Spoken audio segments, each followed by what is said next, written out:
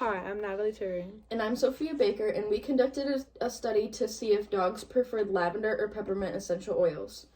This study used 5 male dogs and 5 female dogs, randomly selected to help determine if lavender or peppermint was preferred by dogs. Each dog was presented with 2 tennis balls. One tennis ball was with peppermint oil, and the other tennis ball was with lavender oil. Each dog had 3 different trials to see which scent they definitively picked.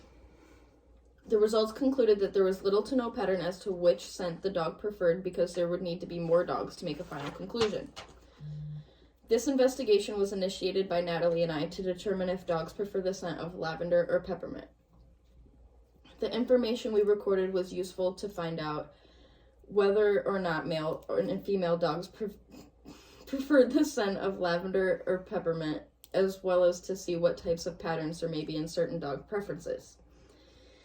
The researchers used dogs of different ages, genders, and breeds to show this information. Research had indicated that dogs preferred lavender as a scent to calm down, and peppermint was a scent that was preferred in general.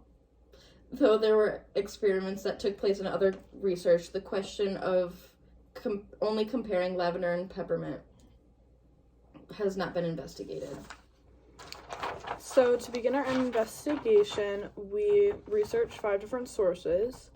And so in the first source that we researched, we found that smell plays a huge part in dogs' lives and how they see the world. Gaining understanding of how the dogs perceive certain smells give us a better understanding of how they experience their world, and the evidence of dogs' scent preferences is limited, but in many studies containing a total of 30 to 40 dogs each, they came to a conclusion that when given a choice, the dogs interacted more frequently with mint, lavender, and rose. In many different shelters, science has proven that dogs have a favorite smell. The question is whether they prefer lavender or peppermint when given the choice.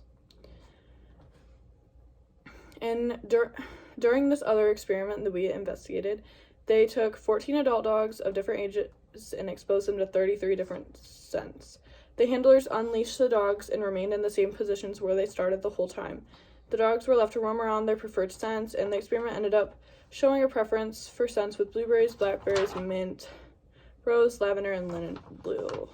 This article helps the research because if we take a number of different dogs ranging in age and give them many different trials with peppermint and lavender scents, it will tell us which scents the dog preferred. This article also shows us a good way to conduct our research, as well as showing us the scents the dogs do prefer when given the choice between many different ones. Thousands and thousands of dogs are placed and kept in kennels each year. In most kennels, toys are used to minimize the negative impact of the kennels for the dogs. In many instances, smell can be used with well-known scents to calm the dogs, as well as help minimize the effect of the actual stay in the kennel for the dog. This can help minimize the bad behavior of dogs and help them not jump on people and be more interactive in their environment. This article can help us further learn the effects of a dog olfactory environment while living in a shelter or kennel. It can help us see how scent can help the dog stay calm, but also be interactive in their environment as well with people around them. As I've mentioned, many dogs end up in shelters, which makes them more prone to high heart rates. Living in an unpredictable and overstimulated environment can be stressful for the dogs, and essential oils like lavender is thought to relieve the high stress levels in the environment. Reducing the high stress and arousal levels in the shelter for individual dogs can help with the dog's adoption rate and how they are with people. This article helped show us how the specific scents can help dogs in the long run and how much these oils can help the dog's stress levels. It can also calm them and improve certain dogs' interactions with people.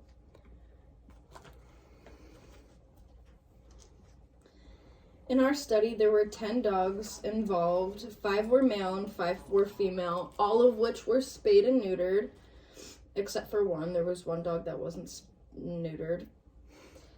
The ages of the dogs ranged from 2 years old to 14 years old, all of which were considered healthy dogs. There were all different kinds of breeds and mixes, and the owners of these dogs volunteered their dogs for the study. The experiment was conducted in the homes of each dog, so they didn't feel uncomfortable in any way. There was no requirement for where the dogs were placed in the house unless the owner felt that there was a more comfortable place for the dog to be. A drop of lavender and peppermint placed on 2 different tennis balls were placed in front of the dogs. The balls were presented to the dogs with the scent, and they were able to smell the balls. The tennis balls were swished behind our backs, so the smell was mixed up. The balls were then placed underneath cups, 1 cup with a P for peppermint and the other with an L for lavender. The cups were presented to the dogs 3 times, switching them around each time. The dogs sniffed each cup and reached for the cup they were attracted to, trying to get to the ball they wanted. After the 3rd trial, we recorded the cup they went to more and recorded that they weren't attracted to either scent from under the cup. We also recorded whether or not there was a pattern in the dog's preference or if they were attracted to a different scent each time. It's a table.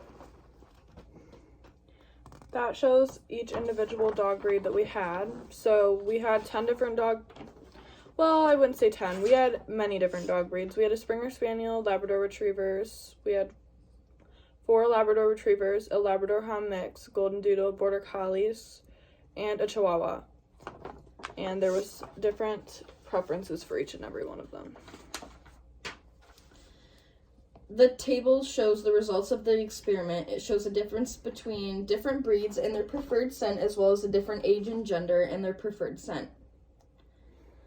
You can see in the table that there's a big difference in ages in their selections and between the gender in their selections.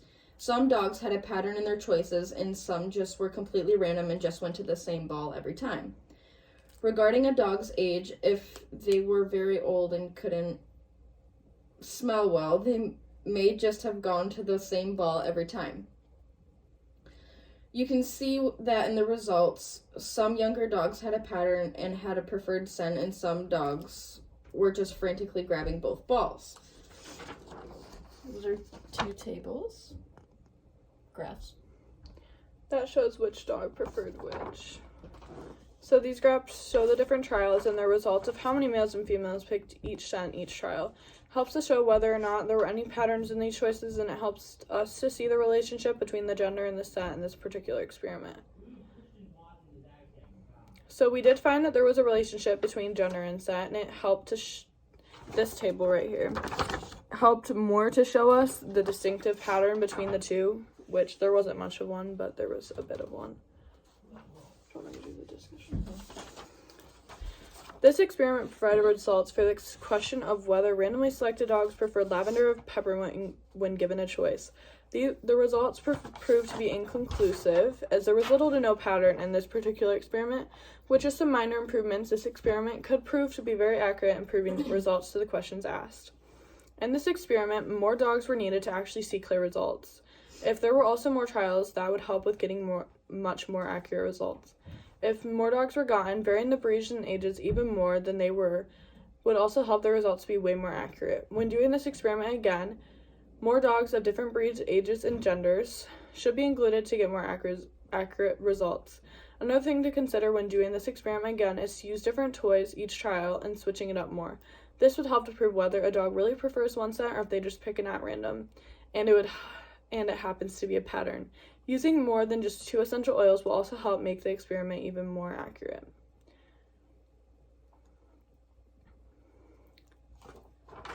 So in conclusion, this experiment can be very useful when seeing what smell dogs prefer and if dogs have a favorite smell. Though the results were inconclusive, with a few corrections as well as varying the dogs and widening the whole experiment, this experiment can prove to be very accurate and useful.